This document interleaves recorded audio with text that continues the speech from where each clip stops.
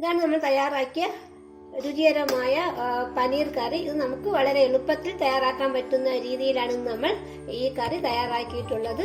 ഇത് നമുക്ക് ദോശയുടെ കൂടെയും ചപ്പാത്തിയുടെ കൂടെയും ഇടിയപ്പത്തിൻ്റെ കൂടെയും ബൊറോട്ടയുടെ കൂടെയൊക്കെ ചേർത്ത് കഴിക്കാൻ പറ്റിയ ഒരു പനീർ കറിയാണ് നമ്മൾ തയ്യാറാക്കിയിട്ടുള്ളത്. എല്ലാ പേർക്കും സ്വാഗതം. ഇന്ന് നമ്മൾ തയ്യാറാക്കാൻ പോകുന്നത് പനീർ കൊണ്ടുള്ള ഒരു കറിയാണ് തയ്യാറാക്കുന്നത്. നമുക്ക് എങ്ങനെയാണ് രുചികരമായ ഈ പനീർ കറി എങ്ങനെ എളുപ്പത്തിൽ തയ്യാറാക്കാമെന്ന് നോക്കാം. ഈ പനീർ കറി തയ്യാറാക്കാനായിട്ട് നമ്മൾ എടുത്തിട്ടുള്ളത് ഒരു സവാള ചെറുതായിട്ട് അരിഞ്ഞത്. ഇത് നമുക്ക് വേണ്ടത് 3 തക്കാളി വേണം. നല്ല പഴുത്ത തക്കാളിയാണ് എടുത്തിട്ടുള്ളത്.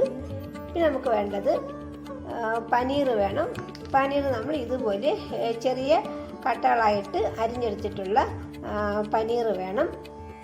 പിന്നെ നമുക്ക് വേണ്ടത് ചെറുതായിട്ട് അരിഞ്ഞ ഇഞ്ചി വേണം. പിന്നെ പച്ചമുളക് വേണം. പച്ചമുളകൊക്കെ നമ്മുടെ എരിവിനനുസരിച്ചിട്ട് എടുത്താൽ മതി. ഇത്രയും സാധനങ്ങൾ ചേർത്തിട്ടാണ് നമ്മൾ ഈ രുചികരമായ പനീർ കറി തയ്യാറാക്കുന്നത്. ആദ്യം നമുക്ക് നമ്മൾ എടുത്തു വച്ചിട്ടുള്ള തക്കാളി ഒന്ന് നല്ലപോലെ കഴുകി മിക്സിയിൽ വെച്ച് നല്ലതുപോലെ ഒന്ന് അരച്ചെടുക്കാം. തക്കാളി നമ്മൾ മിക്സിയിൽ നല്ലതുപോലെ അരച്ചെടുത്തിട്ടുണ്ട്. ഇനി നമുക്ക് ഒരു പാത്രം അടുപ്പിൽ വെച്ച് ഈ കറി തയ്യാറാക്കാം. പാത്രം അടുപ്പിൽ വെച്ചു. പാത്രമൊക്കെ നല്ലപോലെ ചൂടായിട്ടുണ്ട്. ഇനി നമുക്കിതിലേക്ക് ഒരു 2 ടീസ്പൂൺ ഓയിൽ ഒഴിച്ചു കൊടുക്കാം. ഇതിലേക്ക് കുറച്ച് ബട്ടർ കൂടി ചേർത്ത് കൊടുത്തിട്ടുണ്ട്. ഇനി ഇതിലേക്ക് നമുക്ക് 3 ഏലക്ക ഇട്ട് കൊടുക്കാം. 3 ഗ്രാമ്പു ഇട്ട് കൊടുക്കാം. ഇതിലേക്ക് 1 സ്പൂൺ ജീരകം കൂടി ചേർത്ത് കൊടുക്കാം. നമുക്ക് നല്ലപോലെ ഒന്ന് ഇളക്കി കൊടുക്കാം. ഈ ജീരകത്തിൻ്റെയൊക്കെ പച്ചമണം മാറുന്നത് നമുക്ക് പോലെ ഒന്ന് ഇളക്കി കൊടുക്കാം. ഇവിടെ ജീരകമൊക്കെ നല്ലപോലെ മൂത്ത് കിട്ടിയിട്ടുണ്ട്. ഇനി നമുക്കിതിലേക്ക് നമ്മൾ അരിഞ്ഞു വെച്ചിട്ടുള്ള ഇഞ്ചിയും പച്ചമുളകും ചേർത്ത് കൊടുക്കാം. നല്ലപോലെ ഒന്ന് ഇളക്കി ഈ ഇഞ്ചിയുടെ പച്ചമണം മാറുന്നത് നമുക്കൊന്ന് ഇളക്കി കൊടുക്കാം. ഇനി ഇതിലേക്ക് നമ്മൾ അരിഞ്ഞു വെച്ചിട്ടുള്ള സവാള ചേർത്ത് കൊടുക്കാം. ഈ സവാളയും കൂടി ചേർത്ത് ഇത് നമുക്ക് നല്ലതുപോലെ ഒന്ന് വഴറ്റിയെടുക്കണം.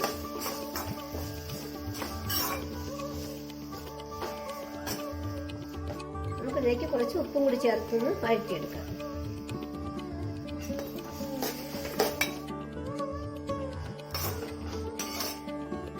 നമുക്ക് ഈ സവാള നല്ലതുപോലെ ഒന്ന് വഴറ്റിയെടുക്കണം. ഇങ്ങനെ ഇളക്കി കൊടുക്കണം. ഇത് അടി പിടിച്ച് കരിഞ്ഞു പോവാതെ ഇതുപോലെ ഇളക്കി കൊടുത്തിട്ട് വേണം ഈ സവാള നമുക്കൊന്ന് വഴറ്റിയെടുക്കാനുള്ളത്. സവാള നമ്മൾ നല്ലതുപോലെ വഴറ്റിയെടുത്തിട്ടുണ്ട്. ഇനി നമുക്കിതിലേക്ക് മസാലപ്പൊടികൾ ചേർത്ത് കൊടുക്കാം. ആദ്യം നമുക്കിതിലേക്ക് ഒരു 1/2 ടീസ്പൂൺ മഞ്ഞൾപ്പൊടി ചേർത്ത് കൊടുക്കാം.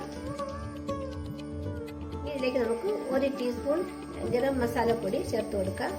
ഇതിലേക്ക് നമുക്ക് മുളക് പൊടി ചേർത്ത് കൊടുക്കാം. മുളക് പൊടിയൊക്കെ നമ്മുടെ എരിവിനനുസരിച്ച് ചേർത്താൽ മതി.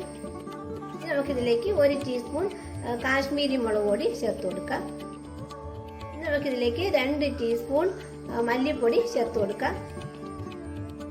ഇതെല്ലാം കൂടി ചേർത്ത് നമുക്ക് നല്ലതുപോലെ ഇളക്കി ഇതിൻ്റെ ഈ പൊടിയിലേക്ക് പച്ചമണം മാറുന്നത് നമുക്കൊന്ന് വഴറ്റിയെടുക്കാം. മസാലപ്പൊടിയൊക്കെ നല്ലതുപോലെ മൂത്ത് കിട്ടിയിട്ടുണ്ട്. ഇനി നമുക്കിതിലേക്ക് നമ്മൾ ആദ്യം അരച്ചു വെച്ചിട്ടുള്ള തക്കാളി ചേർത്ത് കൊടുക്കാം.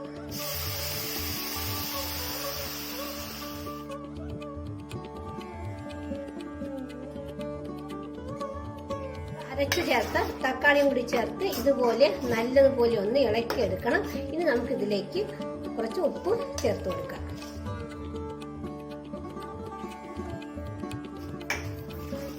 ഉപ്പും കൂടി ചേർത്ത് നല്ലതുപോലെ ഒന്നുകൂടി ഒന്ന് ഇളക്കിയെടുക്കാം.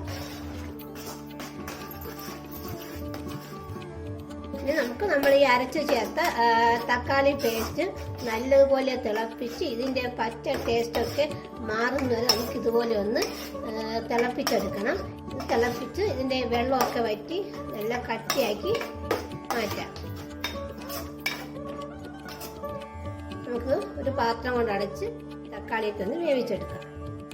നമുക്ക് ഈ അടപ്പ് മാറ്റി ഒന്ന് ഇളക്കി കൊടുക്കാം. അടപ്പ് മാറ്റി നമുക്ക് ഇതുപോലെ ഇങ്ങനെ ഒന്ന് ഇളക്കി കൊടുക്കാം. ഇത് അടി പിടിക്കാതെ ഇടയ്ക്ക് ഇതുപോലെ ഒന്ന് ഇളക്കി കൊടുക്കണം.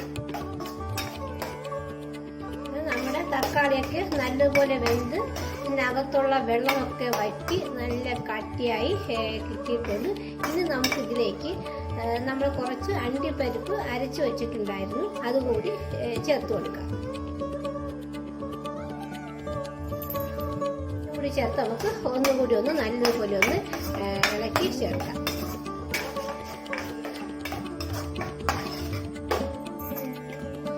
ഇതിലേക്ക് നമുക്ക് 1 ടീസ്പൂൺ മസാലപ്പൊടി, ഗരം മസാലപ്പൊടി ചേർത്ത് കൊടുക്കാം. കൂടി ചേർത്ത് ഒന്നുകൂടി നല്ലപോലെ ഒന്ന് ഇളക്കി. ഇതിലേക്ക് നമുക്ക് കുറച്ച് കസ്തൂരി മേത്തി ചേർത്ത് കൊടുക്കാം. കൂടി ചേർത്ത് ഒന്നുകൂടി നമുക്ക് ഇളക്കിയെടുക്കാം. ഇതിലേക്ക് കുറച്ച് മല്ലിയില ചേർത്ത് കൊടുക്കാം.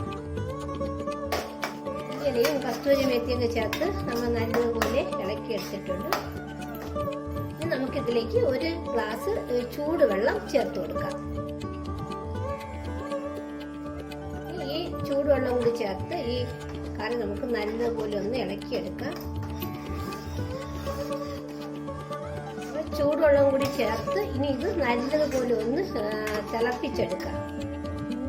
ഒരു പാത്രം കൊണ്ട് അടച്ച് നമുക്ക് നല്ലപോലെ ഒന്ന് തിളപ്പിക്കാം. നമുക്ക് ഈ അടപ്പൊന്ന് മാറ്റി നോക്കാം. ഇത് നല്ലപോലെ ഒന്ന് ഇളക്കി കൊടുക്കാം. നമ്മുടെ കറിയൊക്കെ നല്ലപോലെ തിളച്ച് കിട്ടിയിട്ടുണ്ട്.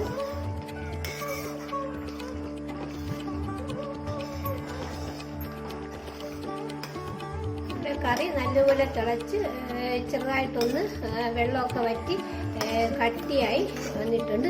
ഇനി നമുക്കിതിലേക്ക് നമ്മൾ നേരത്തെ ചെറുതായിട്ട് കട്ട് ചെയ്ത് വെച്ചിട്ടുള്ള പനീർ ചേർത്ത് കൊടുക്കാം.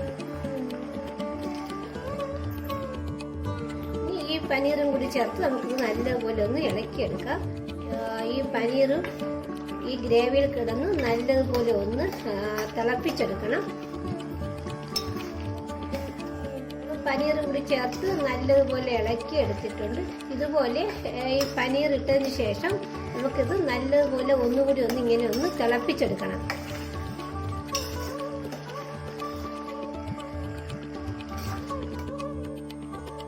നമ്മളിതിലേക്ക് കുറച്ച് ബട്ടറും കൂടി ചേർത്ത് കൊടുത്തിട്ടുണ്ട്. ഈ ബട്ടറും കൂടി ചേർത്ത് നമുക്ക് ഒന്നുകൂടി ഒന്ന് നല്ലതുപോലെ ഒന്ന് ഇളക്കി എടുക്കാം.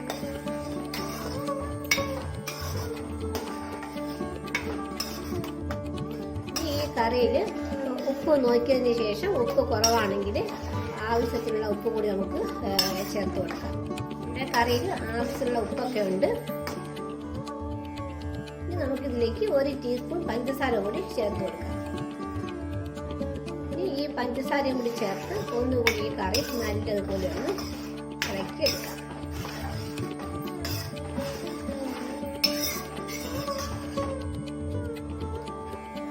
നമ്മൾ പഞ്ചസാരയും കൂടി ചേർത്ത് ഈ കറി തയ്യാറാക്കുമ്പോൾ ഈ കറിക്ക് നല്ല ടേസ്റ്റ് ആയിരിക്കും.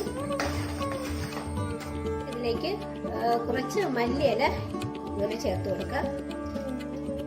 ഇനി നമുക്കിതിലേക്ക് നല്ലതുപോലെ പൊടിച്ച കസ്തൂരി മേത്തി കൂടി ചേർത്ത് കൊടുക്കാം. ഇനി നമുക്കിത് എല്ലാം കൂടി ചേർത്ത് നല്ലതുപോലെ ഒന്ന് ഇളക്കിയെടുക്കാം. നമ്മുടെ രുചികരമായ പനീർ ബട്ടർ മസാല റെഡി ആയിട്ടുണ്ട്. ഇനി നമുക്ക് ഗ്യാസ് ഓഫാക്കാം. നമ്മൾ തയ്യാറാക്കിയ വളരെ സ്വാദിഷ്ടമായതും അതുപോലെ ഹെൽത്തി ആയിട്ടുള്ള പനീർ കറി. ഇത് നമുക്ക് വളരെ എളുപ്പത്തിൽ തയ്യാറാക്കാൻ പറ്റുന്ന ഒരു രീതിയിലാണ് ഇന്ന് നമ്മൾ ഈ പനീർ കറി തയ്യാറാക്കിയിട്ടുള്ളത്. ഈ പനീർ കറി നമുക്ക് ദോശയുടെ കൂടെയും ഇടിയപ്പത്തിന്റെ കൂടെയും ചപ്പാത്തിയുടെ കൂടെയും അതുപോലെ പൊറോട്ടയുടെ കൂടെയൊക്കെ ചേർത്ത് കഴിക്കാൻ പറ്റിയ ഒരു കറിയാണ് ഇന്ന് നമ്മൾ തയ്യാറാക്കിയിട്ടുള്ളത്. ഇതുപോലെ എല്ലാവരും ട്രൈ ചെയ്ത് നോക്കുക. Thank you.